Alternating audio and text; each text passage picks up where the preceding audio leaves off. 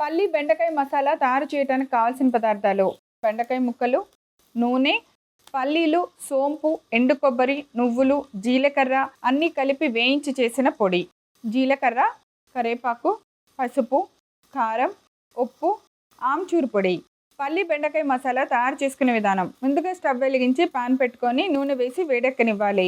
వేడెక్కిన తర్వాత అందులో జీలకర్ర వేసుకోవాలి. తర్వాత కరివేపాకు వేసి కొంచెం వేగిన వెంటనే పొడవుగా కట్ చేసిన బెండకాయ ముక్కల్ని వేసి వాటిని బాగా కలిపి మూత పెట్టి బాగా మగ్గించాలి. బెండకాయ ముక్కలు బాగా మగ్గి మెత్తగా అయింది అనుకున్న తర్వాత ముందుగా మూత తీసి అందులో ఉప్పు వేసుకోవాలి. తర్వాత కొద్దిగా పసుపు, సరిపడినంత కారం వేయాలి. వీటిని బాగా కలిపిన తర్వాత మనం ముందుగా రెడీ చేసిన పల్లీలు, సోంపు, ఎండు కొబ్బరి, నువ్వులు, జీలకర్ర వేయించి చేసిన పొడిని వేసుకోవాలి. ఆ పొడి కూడా కూరలో బాగా కలిసేలాగా కలిపి చివరగా కొద్దిగా ఆమ్చూరు పొడి కూడా వేసి బాగా కలిపి స్టవ్ ఆఫ్ చేసుకొని ఒక సర్వింగ్ బౌల్లోకి తీసి సర్వ్ చేయండి. అంతే, ఎంతో రుచికరమైన పల్లి బెండకాయ మసాలా రెడీ.